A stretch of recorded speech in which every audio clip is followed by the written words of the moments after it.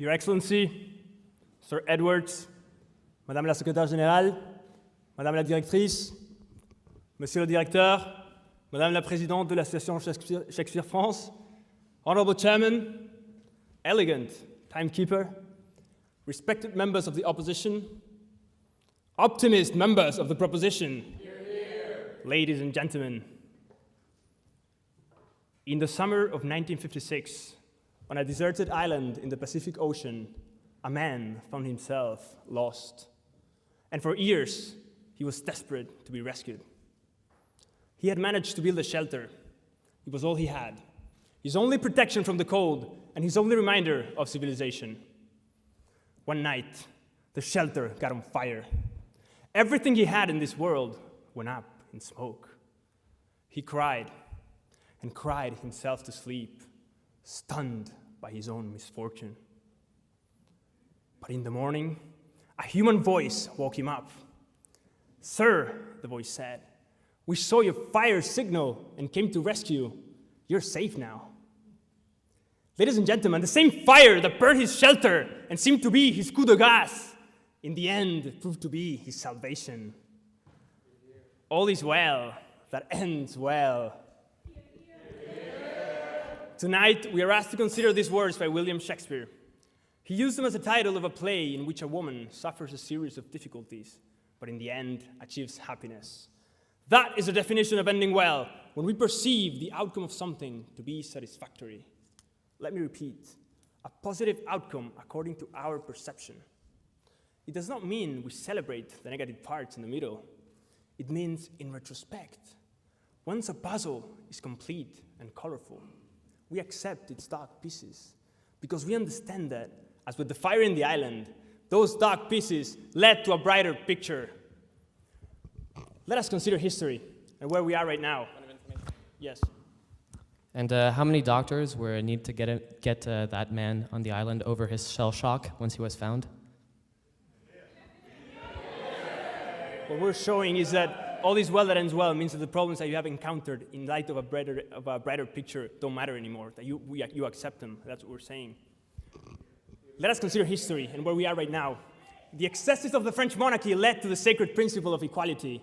The aristocratic ostentation of the Palais Bourbon and the Hôtel de la Paix led to the highest symbol of the people's sovereignty, the illustrious Assemblée Nationale. And the tragic breakup with Jennifer Aniston led Brad Pitt to Angelina Jolie. Now, that's what I call a happy ending. Now, on in that individual point, terms, sir, yes. I'm wondering, as you're the government proposing this motion, how do you apply all your wonderful story to society? There is someone who will take care precisely of that. A lovely Paul is our sociologist, and she's going to address your doubts with no problem. Thank you very much for your question. As I was saying, in individual terms, the dark pieces of the puzzle can also make you stronger.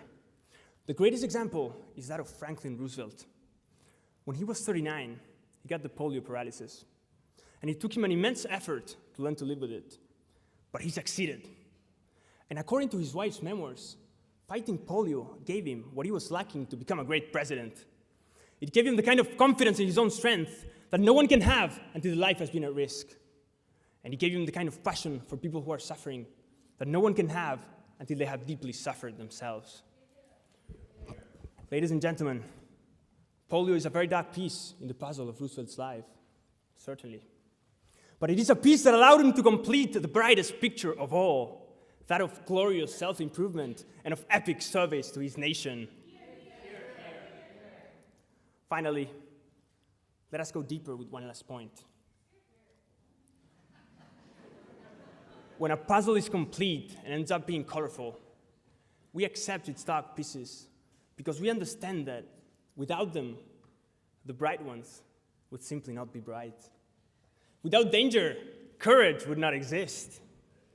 Without darkness, light would not mean anything.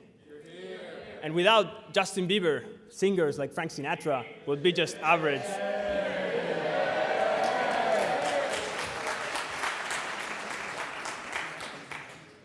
My scientific colleagues in the government will further develop how happy endings make us accept the dark pieces of the puzzle. John, our psychologist, We'll speak about the individual level and how this acceptance is determined by our psychology. The lovely Paul, our sociologist, will show us that this acceptance is necessary at a social level. Anas, our anthropologist, will go even further and say that this acceptance is what allows mankind to survive. And Joseph, our Canadian, will wrap up the government's proposition. Honorable members of the House, from an island in the Pacific to the Hotel de la C, and from Sinatra to Franklin Roosevelt, we shall acknowledge tonight that all is well that ends well.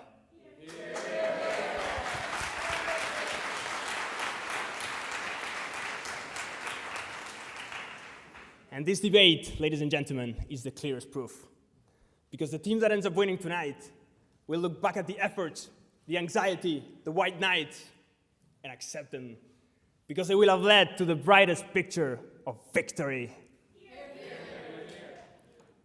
For all these reasons, not only I ask, not only I demand, but I urge you in the name of brightness and truth, of history and nature, of Brad Pitt and Angelina Jolie, that you support the government's proposition. Thank you very much for your time.